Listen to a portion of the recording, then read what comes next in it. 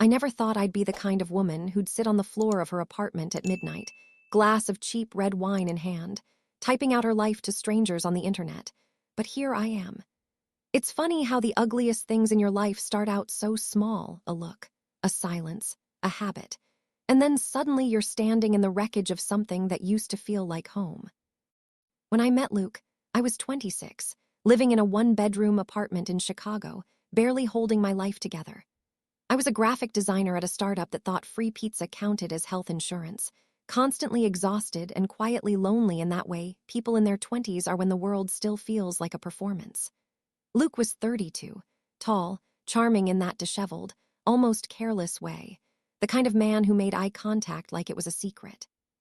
He worked in finance, not the flashy Wall Street kind, but the quieter, spreadsheet-heavy kind that made him seem responsible, stable, adult. We met at a friend's birthday dinner. I remember he arrived late, apologizing to everyone as he slid into the seat across from me. His laugh was easy, his smile a little crooked, and when he talked, it felt like the noise of the restaurant dimmed around us. He wasn't the loudest or the most handsome person there, but he listened, really listened. And after a few glasses of wine, when the table got louder and people started leaning into each other's conversations, I realized I was leaning toward him. He asked for my number as we walked out. It was snowing lightly, the kind of soft, slow snow that makes the city look almost kind. I said yes, and I remember thinking, finally. Our first date was the kind that makes you believe in timing. We met for coffee, ended up walking for hours, and I don't remember a single awkward pause. He told me he'd been in a long relationship that ended a few years ago. I told him I'd just gotten out of something messy, something that made me feel small. We both laughed in that self-deprecating way that people do when they're trying to sound healed. The first few months were perfect in that unreal, golden way that new relationships can be. He texted me good morning every day, remembered small things I'd said, showed up with soup when I was sick. We spent weekends wrapped around each other in his apartment, pretending the world outside didn't exist. I kept waiting for something to go wrong because that's what I was used to, the other shoe dropping. But it didn't, not at first. He introduced me to his friends early on, which felt like a big deal. They were the kind of polished, confident people who seemed like they'd stepped out of a lifestyle magazine: lawyers, architects, consultants, people who talked about vacation homes and retirement funds like they were real things. I was nervous at first, but Luke always made me feel included. He'd squeeze my hand under the table, smile at me like I was the only one who mattered. For the first time in years, I felt safe. And that's probably why I didn't notice the shift when it came. It started small little changes, fewer texts during the day, a subtle impatience when we were together like his mind was elsewhere.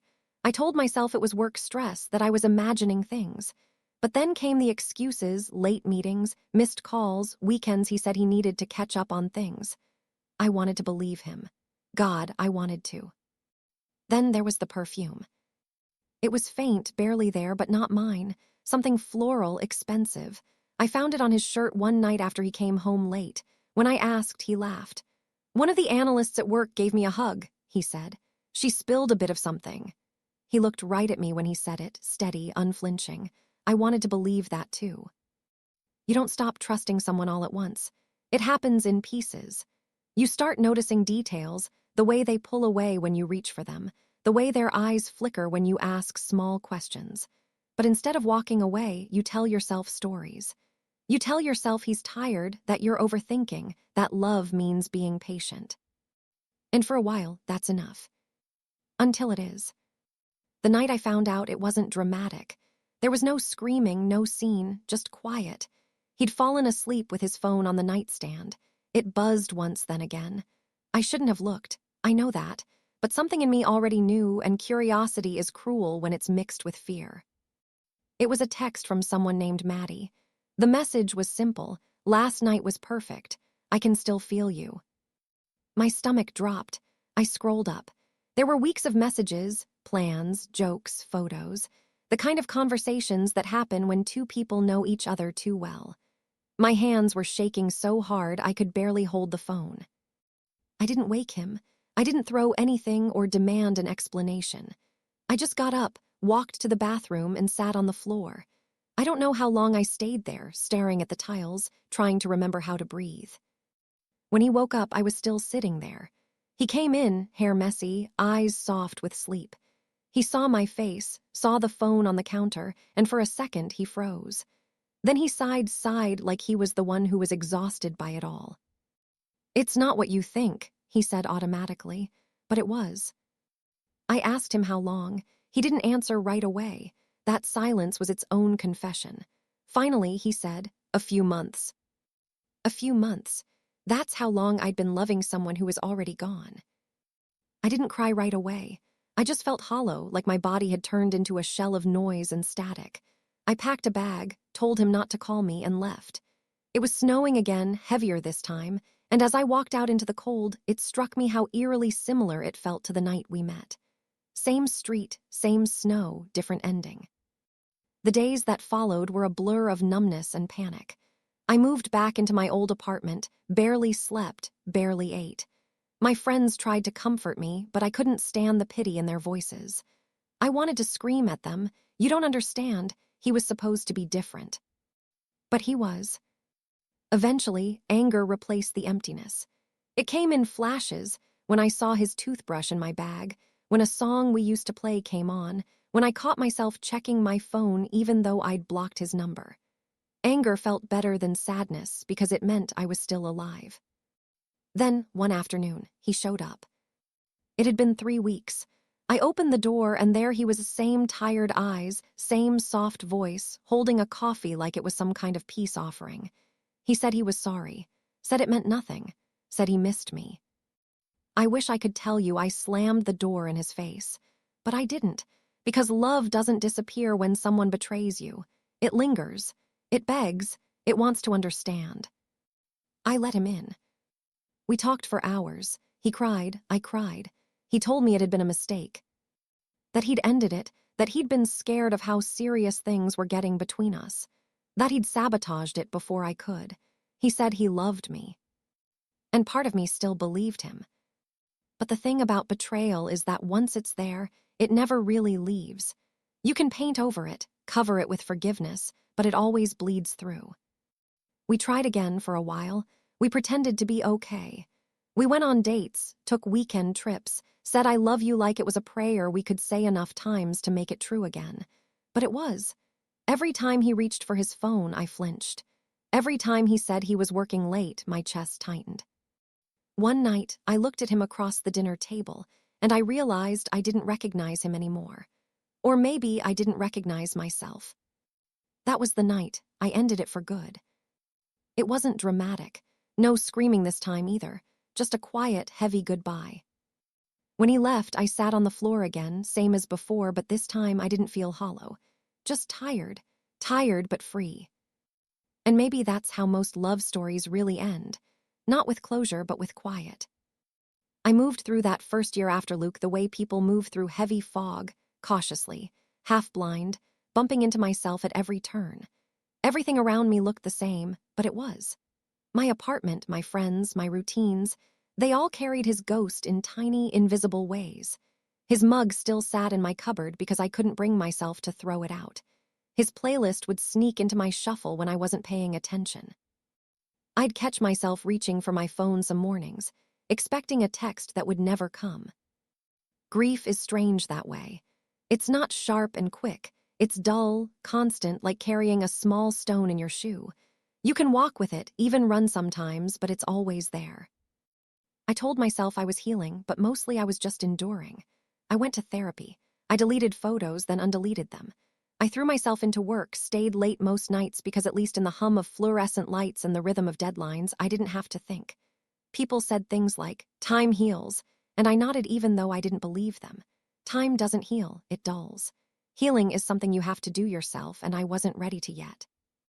One night, about 6 months after the breakup, I went out with coworkers for drinks. It was one of those forced social things, everyone pretending they weren't checking the time every 10 minutes. I remember sitting at the bar, nursing a gin and tonic, when someone slid into the seat next to me. "Is this taken?" He was tall, wearing a dark blue shirt that matched the half-sad, half-curious expression on his face. His name was Julian.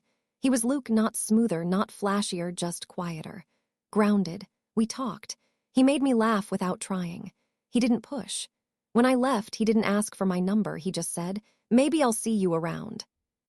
And somehow, that felt safer than any promise. We did see each other again at another work thing, then by accident at a coffee shop. One day, he asked if I wanted to grab lunch, and I said yes without thinking. He was different. He didn't rush conversation, didn't try to impress me. He listened, asked questions, looked at me like I was saying something worth hearing. I found myself talking more than I intended, about my work, my family, even about Luke in small, careful doses. He didn't flinch. We started seeing each other regularly after that. Dinners turned into weekends. It was easy in a way that terrified me. I kept waiting for the other shoe to drop, for the messages, the excuses, the lies, but they never came. Julian was steady, maybe even a little boring by the standards of my younger self, but his quiet consistency was exactly what I needed. Still, I couldn't relax. Every time he looked at his phone and smiled, something twisted inside me. When he didn't text for a few hours, my brain built entire catastrophes. One night while we were cooking together, I asked him if he'd ever cheated. I tried to make it sound casual, but my voice came out too sharp. He didn't seem offended. He just set the knife down, looked at me, and said, "Once, in college, I was young and stupid. I hurt someone I really cared about." I wanted to ask 1,000 questions, but I didn't. He stepped closer, wiped his hands on a towel, and said, "I learned how easy it is to ruin something you think will always be there." We stood there for a long moment, the air heavy but not suffocating. I realized then that trust isn't a switch you can just turn back on. It's a muscle, one that has to be rebuilt, stretched, tested. Months passed. We grew into each other's lives, slowly and cautiously. I still had bad days, moments when a song or a scent would pull me back to Luke like a punch to the chest, but they came less often. Julian never tried to erase the past. He just stood beside it with me, steady and patient. When I cried once, unexpectedly, out of nowhere, he didn't try to fix it. He just held me. That's when I started to understand what love actually looks like. It's not grand gestures or endless passion.